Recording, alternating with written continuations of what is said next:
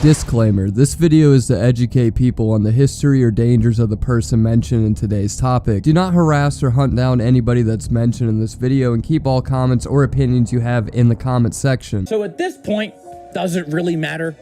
Will people make videos on what I'm saying right now? Yes. Probably. Do I care? I used to. A lot. Who the hell are you fooling? You still do care. A lot. Also, it definitely matters when the people you're shouting how's it going at are kids scrambling up the playground slide that you're standing at the bottom of with your mouth gaping open. That's the problem right there, Craig. You never shut your mouth. People have been wanting you off the internet for almost half a decade now. Yet you just keep swinging around your balls and letting out your happy calls, expecting everyone to rejoice for your great return and celebrate with parades out in the streets. But in reality, people hold the same value to you now as they do to a ripped up sticker you would find in the middle of a Walmart floor. Alright, welcome back, ladies and ladies with dicks. Mini Lad trying to get Mini Lads to touch his Mini Lad is a cryptic tale that's as old as time. It's known by many, even becoming a popular tongue twister among schools, up there with Peter Piper and Sally the Clumsy Whore at the Seashore. And it's also been a long ass time since I talked about it, over 3 years to be exact, back to when I was only 16. Now I'm too old for you, Craig, I'm sorry.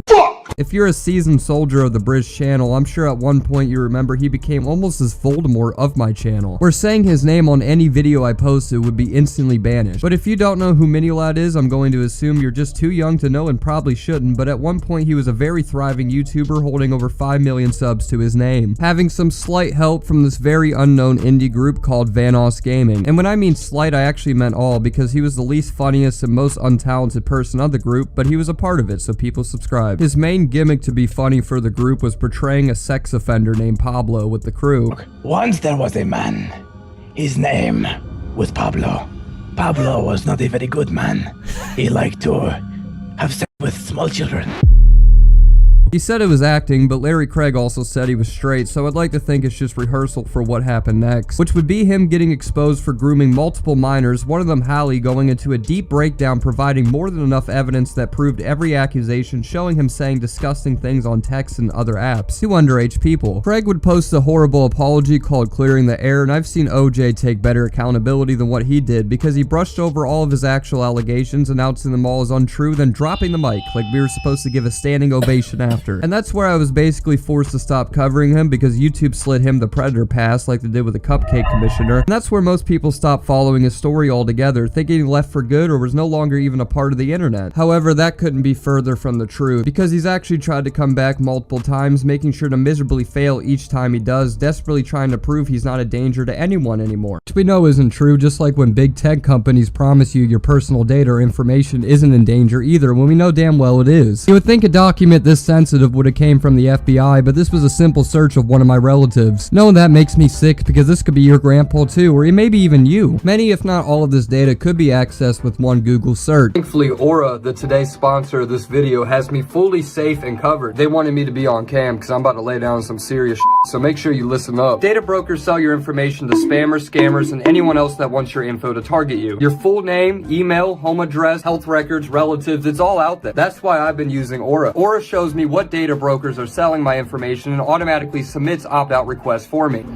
The hell are you looking at? Cleaning up my information not only helps with the amount of spam I get, but it protects me from hackers who could use this information to access my social media accounts, bank accounts, or other sensitive records. I don't know if you saw this, but AT&T revealed that over 73 million customer records, both existing and former customers, were released on the dark web. That's like a quarter of our country out there, right at people's fingertips. Your name, address, health records, hell, maybe even the time of birth might be out there. AT&T suggested to have stronger passwords to monitor your account more and consider more fraud alerts. Thankfully, Aura does all of this, and best of all, I don't have to download several different apps just because a company couldn't keep my data secure. It's also a lot cheaper. Look at those prices, almost laughable compared to other brands. If my info was compromised in the AT&T data breach, I wouldn't worry, because Aura is always on, always doing the hard work of keeping me safe. I value my privacy and I value yours. You can go to aura.com/BriZ to start your own 2-week free trial. Also, link down below in the description. Let's get back to the sperm silly Squidbilly and what he's been scheming from when he first left all all the way to present day. So after his apology video, he lost all monetization on his channel along with every sponsor he has, basically reliving his YouTube dream ass backwards, starting back at square one. Out of desperation, he would release a second apology video, finally giving everybody the reason on why he decided to end his career off this minor inconvenience. Setting out this sob story about how he was teetering on the edge of life due to how depressed he was at the time. It's almost like I heard the same thing come from all of these crusty, dusty, chronically musty, predatory lips. The reason I did what I did, and there was even a message where I said this,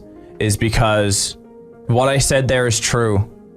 I did try to end my life at the beginning of 2017. I'm not looking for sympathy. I'm not looking for anything. This is not what this is about. This is telling you guys the reason, and I just want you to understand the headspace that I was in. The reality is I was being selfish. I wasn't thinking about repercussions. I wasn't thinking about anything. I was just being stupid, and I really want to apologize for that. I just wasn't thinking, and I regret it. I've regretted it since. And for that, for both Hallie and Ash, I'm really sorry. Then what is this about? If it's not about you, then why even mention it? Because to let King Midas flick my balls gold and let the truth be told, nobody gives one luck of a fuck in this situation about you. The point of an apology is to ensure to whoever was affected that you respect their emotions and fully realize how your actions was harmful to them. Instead, you choose to go into this self-suck-off, wanting people to feel more sympathy over the guy that thinks Cuties is deserving of an Oscar over the actual victims that were affected. Apparently, he was also caught being extremely disingenuous in this apology, cropping certain screenshots to twist the context into being slightly in Minilad's favor. Of course, nobody was buying it, along with his last excuse giving out the classic he wasn't thinking about how he could secretly talk to children without getting caught. Yeah, definitely not a thought goes behind something as elaborate as that. Not even trying to show a sign of remorse, treating it all as if it was just one giant oopsie daisy he made, like somebody leaving their fucking oven on, or just a happy little accident that happens to the best of us. You decide to do the bare minimum, being to actually apologize. Of course, only because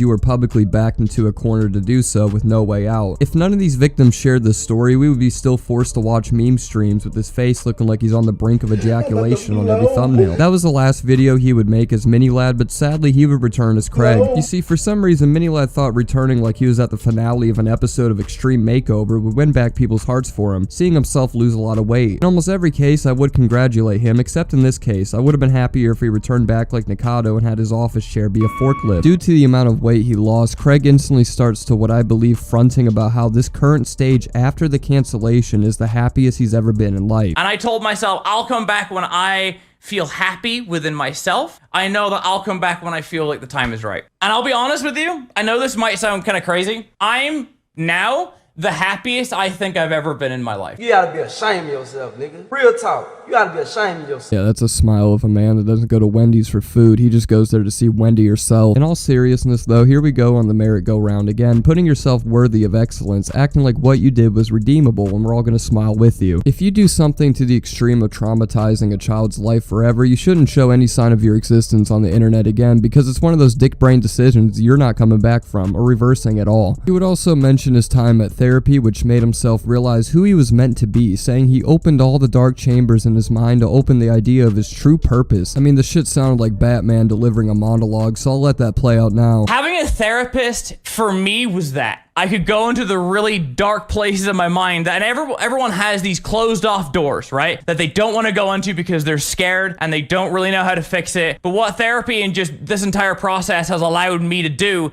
is open up those dark chambers, clean everything out, and just see who I am. Who Craig is. Not Minilad, not anything else, just me. You almost want to feel better for him until you remember why you don't, and then really think that maybe he wants us to feel better so he could gradually crawl his way back into being a content creator again. Oh look, another video. Why I left Twitter, and you should too. Where he would immediately blast in everybody's face that he was donating money to charity, saying he's been ignoring all the haters on Twitter by raising money for cancer support. That's a pretty low way to get people to like you, even for you, Craig. We're gonna be answering questions like, for those who are wondering why I left Twitter, and then I lose my mind.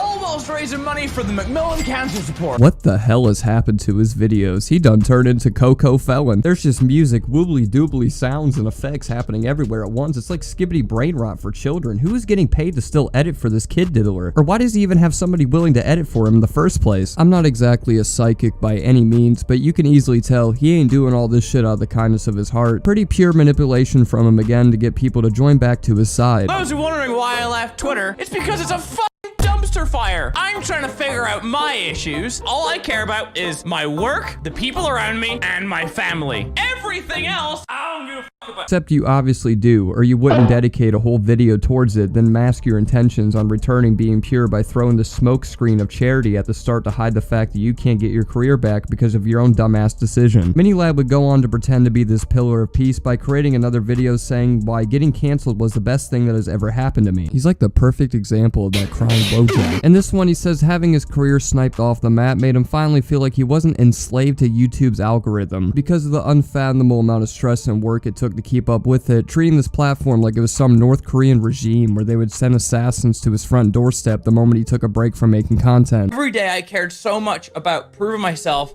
and trying not to make this career go away that in turn I lost my mind and I let my career go away. If you take a week off, YouTube kicks you out of the algorithm, you're fucking washed. I'm not gonna go full Hassan here and say making YouTube videos is more challenging than working in an oil rig, but it can be challenging to keep up sometimes, especially with the attention span we have today where we need GTA racing gameplay and a guy cleaning his fucking sidewalk on the bottom of a screen in order to keep people's attention. Unless you have somewhat of a good personality, which is something Minilad made sure to prove he doesn't. I honestly believe where if you blow up whenever you're younger, you don't have enough time to grow as a person before your life gets taken out of your hands. Sorry, I missed the step in the male evolutionary cycle where you're supposed to groom minors. Never saw that part in the chart. Or have my old man sit me down and tell me this is a plunge every man must make in life. I mean, what the hell does any of this have to do with you ending everything that you relentlessly work towards over your sick ditty ass wanting kitty titties? Just failing to understand, Craig, and how going onto your channel to see you haven't made a post in a week makes you want to post out in front of a school. I'm not really seeing the dots connect to how you thought this was an acceptable way of relieving your stress. He would end all of this saying what he did before, so he had the time to become the person he was destined to be. Why do I believe it's the best thing to ever happen to me?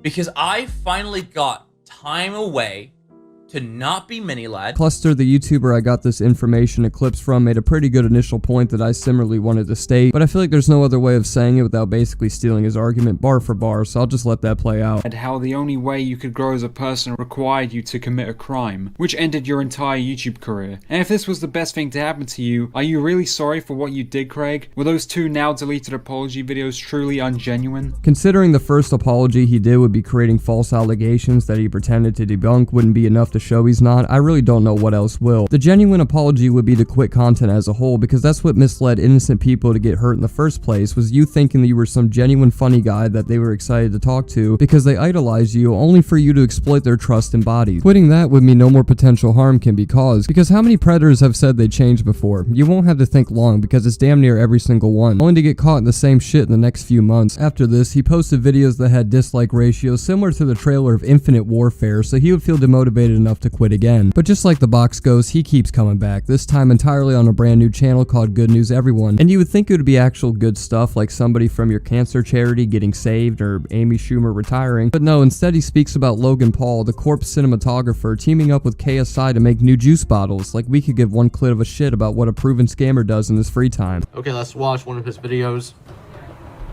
These are 3 good news stories from around the internet to make you feel better in 30 seconds or less. Ready? Go. MrBeast tops 100 million YouTube subscribers. On July 28th, MrBeast's main YouTube channel surpassed 100 million subscribers. Personal announces new partnership with Prime Hydration. Props to the gentleman that recorded this video off of tilting his Samsung fridge. Apparently this project for Minilad did not work out because his channel just doesn't exist anymore, meaning he must have swiped that shit off the net once he realized no matter what form of content he makes, the public isn't gonna mess with it. While all this was going down, Holly, one of Minilad's former victims, commented on how Craig was desperately trying to reach out to her to what he called making things right. Hallie saw it as nothing but a poor attempt of manipulation to convince her to tell the internet that he's changed, so people would be more willing to accept him again, seeing how he has the approval of a first-hand source. You guys can read the whole thing, I'm not going to for time's sake. A little spoiler, Holly thankfully denied any call or text he sent, most likely knowing it was a trap for Craig to make himself look better. Minilad would also be caught trying to get in contact and make amends with the Vanoss crew. Nogla, being the member that he reached out to, kicked up a stream talking about the conversation they had together. Bit of a secret, guys. He texted me recently. That's right. The man, the myth, the lad. He texted me. And it was actually a nice text. So I texted him back after a while. And I was nice. But I was like, bro, you know, it is what it is, bro. You know, hope life goes well, hope family's well. I texted back, and then I ended the text, PS. Oh, Taking the meme stream.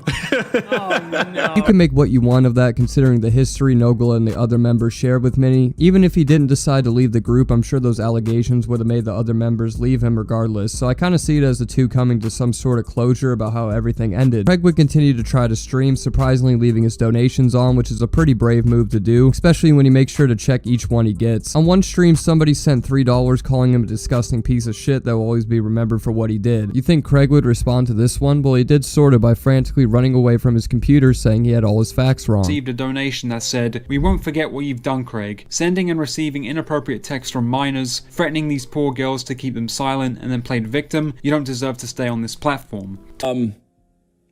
Hang on them? I don't know what you're saying. I'm gonna go.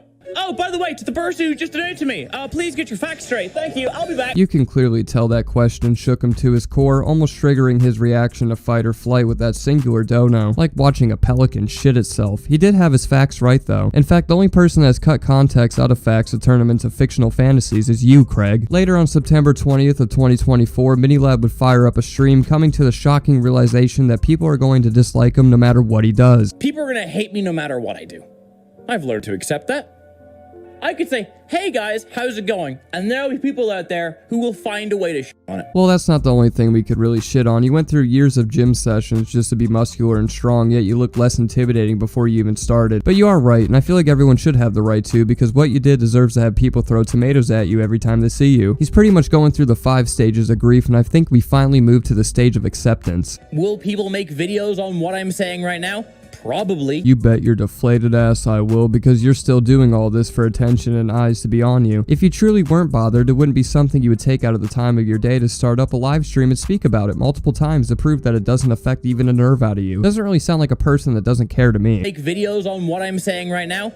Probably. Do I care? I used to. A lot. And you still do. It's pretty obvious. I mean, you won't stop talking about the opinions of others and how they view you. That's definitely something that you're not even close from moving on from yet. I fail to see how he thinks people are just going to casually forget about it. Like, what other reaction do you expect from people other than disappointment that you're posting? Craig would do one final stream announcing he was stepping away from YouTube to focus on his quote-unquote side businesses. Don't even want to take any guesses to what kind of Epstein sideshow he's got running over there, but he was painting himself to be this very hardworking man that's making sure his priorities are straight. I'm at a point where I have my side businesses and shit like that are doing great. If anything, one of them continues to grow from strength to strength, which is fucking awesome. But it's also getting to the point where I know that I'm limiting myself on the growth of that, because I have to make sure streams are good and I have to prepare for streams and yada yada. The only people watching your content are potential victims or people that hate watch. There was no point of even uploading in the first place. The only show people want to see you on is 60 days in, but if the days were switched for years, you're still failing to come to terms with the fact that your content and the name Minilad can never come back anymore, because you're acting like there's still some option of you having a successful channel in the first place. I think that's going to wrap the video up there, because there's not really too much else to say. Minilad will try until the sun explodes to revive his channel, and miserably fail until the end of time. If you guys enjoyed this video, make sure to slap a like before your dad slaps you, subscribe if you hit my vibe, and make sure to follow all my socials, especially my Instagram. I swear, y'all not even stalking me right, so become better at it by following me on there. With that being said, I will see you guys very soon. I'm gonna head out this bitch.